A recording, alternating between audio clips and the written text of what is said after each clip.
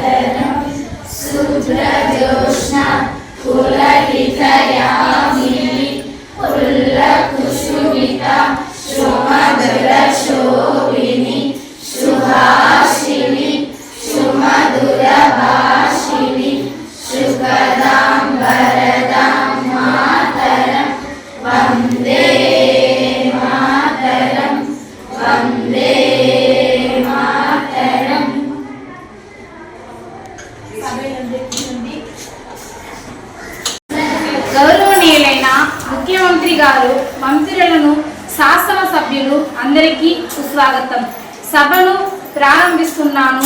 ప్రశ్న ఉత్తరాల సమయం ముగిసినందును ఇటీవల విశాఖపట్నంలో విజయవంతంగా నిర్వహించిన సిఐఐ భాగస్వామ్య సదస్సు ఫలితాలపై ముఖ్యమంత్రి గారి ప్రకటన ఉంది. గౌరవ ముఖ్యమంత్రి గారు తమ ప్రసంగాన్ని కొనసాగించవలసిందిగా కోరుతున్నాను. భవిష్యత్తుకు అత్యంత కీలకమైన ఈ అంశంపై సభలో ప్రకటన చేయడం నా కర్తవ్యం. ఇటీవల విశాఖపట్నంలో జరిగిన సిఐఏ భాగస్వామ్యం సదస్సు సూపర్ హిట్ అయింది. కేవలం 3 రోజుల్లోనే 613 ఒప్పందాలు కుదిరాయి. వీటి ద్వారా 16.3 లక్షల మందికి ఉద్యోగం అవకాశాలు లభిస్తాయి. పెట్టుబడిదారుల్లో దెబ్బతిన్న విశ్వాసాన్ని పునరుద్ధి చెందడం వల్లే ఇది సాధ్యమైంది. ఈ ఒప్పందాలన్నీ 3.5 ఏళ్లలోనే ఆచరణలోకి తెచ్చేందుకు అన్ని జాగ్రత్తలు తీసుకున్నాం. వచ్చే 5 ఏళ్లలో 50 లక్షల మంది ఉద్యోగాలు కల్పించాలన్నదే మా లక్ష్యం. ఈ ఘన విజయానికి సహకరించిన ప్రతి ఒక్కరికి ధన్యవాదాలు అధ్యక్ష.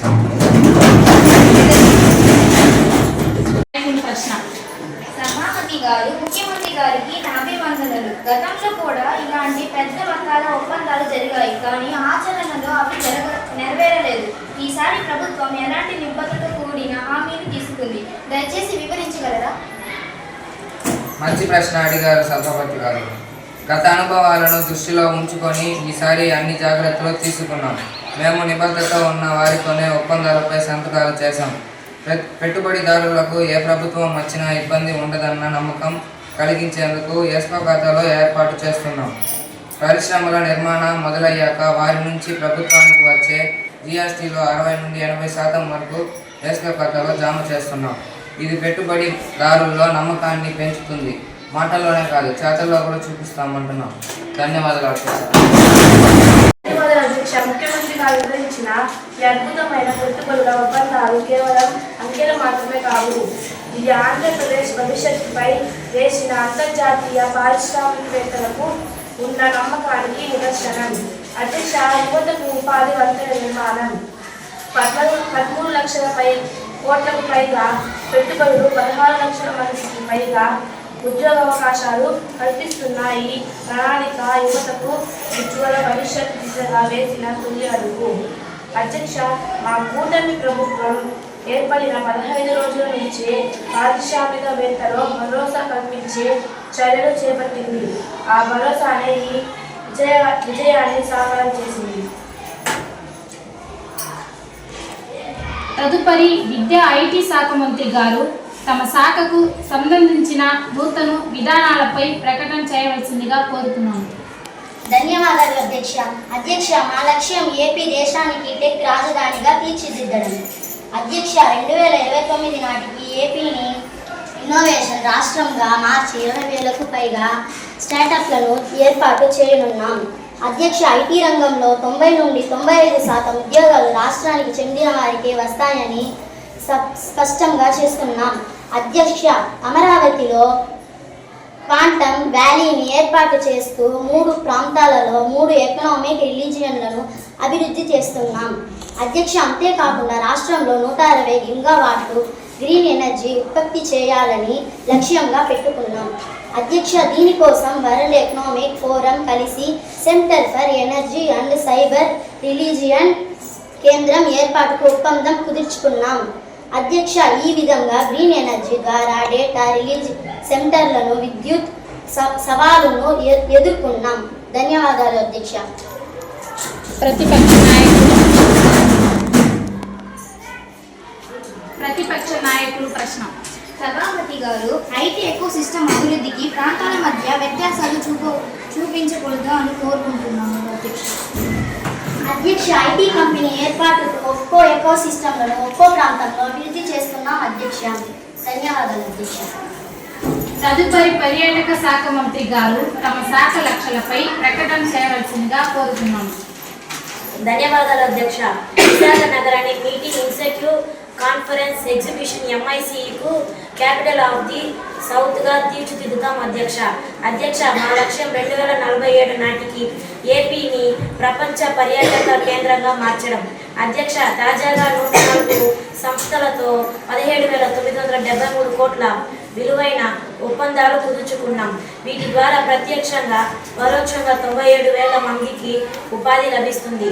అధ్యక్ష, వచ్చే 5 ఏళ్లలో 1 కోటి మందికి క్రూజ్ పర్యాటకాన్ని పరిచయం చేసేందుకు కృషి చేస్తున్నాం. ధన్యవాదాలు అధ్యక్ష.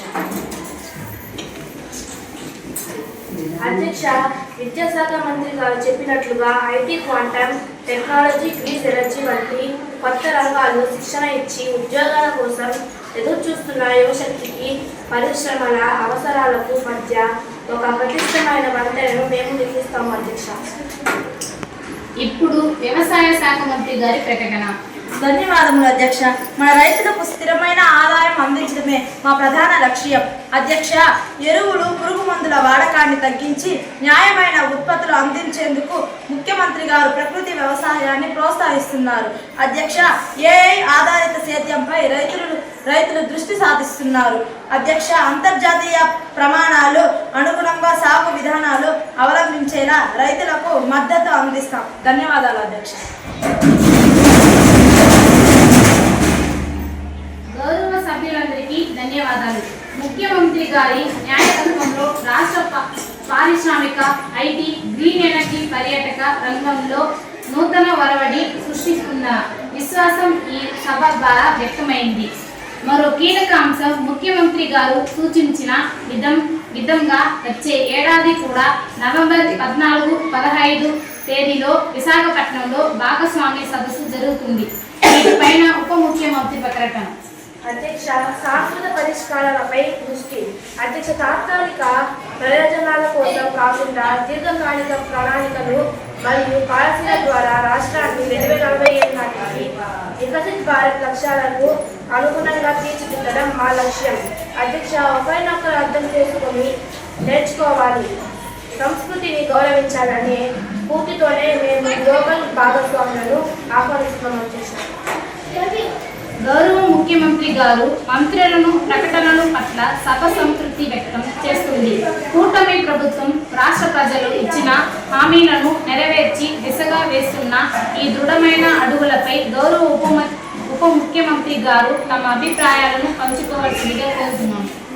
అధ్యక్ష, ప్రాంతీయ సమతుల్యత మరియు సామాజిక న్యాయం గురించి సభలో ఇవ్వాల్సిన అవసరం ఉంది. సమ ప్రాధాన్యం అన్ని ప్రాంతాల అభివృద్ధి. అధ్యక్ష, మా ప్రభుత్వం పెట్టుబడులకు సంబంధించి అన్ని ప్రాంతాలకు సమాన ప్రాధాన్యం ఇస్తోంది. అధ్యక్ష, ముఖ్యమంత్రి గారు ప్రకటించిన విధంగా రాయలసీమ కేంద్రంగా రామేడ్ కంపెనీ ₹12 కోట్ల పెట్టుబడులకు పెడుతోంది. రాయలసీమలో రోడ్, ఎలక్ట్రానిక్ సిటీలు, అనంతపురం జిల్లాలో హార్టికల్చర్ మెగా పార్క్ వస్తున్నాయి. అధ్యక్ష, 3 ప్రాంతాల్లో 3 ఎకనామిక్ రీజియన్లు అభివృద్ధి చేయాలన్న మా లక్ష్యం సుస్పష్టం. సామాజిక న్యాయం, మహిళా సాధికారత. అధ్యక్ష, ఈ అభివృద్ధి ప్రయాణంలో మహిళలు కీలక పాత్ర పోషించాలి. 1,00,000 మంది మహిళలను వ్యాపారవేత్తలుగా తయారు చేయడమే ప్రభుత్వ లక్ష్యం.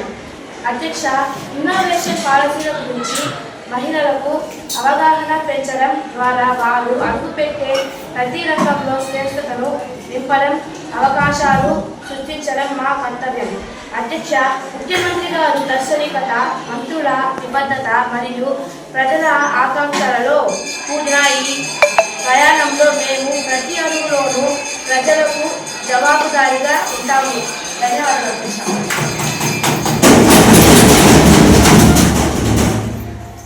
ఈరోజు సభా కార్యక్రమాలు ముగిసినందుకు సభను రేపటికి వాయిదా వేస్తున్నాను. సక్రమంగా సభ జరిగినందరికీ ధన్యవాదాలు. ఈ సభలో మనమందరం ఒక మంచి పని శ్రీకారం చుట్టుదాం. ప్లాస్టిక్ వాడకాన్ని తగ్గించే దిశగా అసెంబ్లీ ప్రాంగణంలో ప్లాస్టిక్ బాటిల్ని నిషేధించడం జరిగింది. జాతీయ గీతంలో సభను ముగిస్తాం.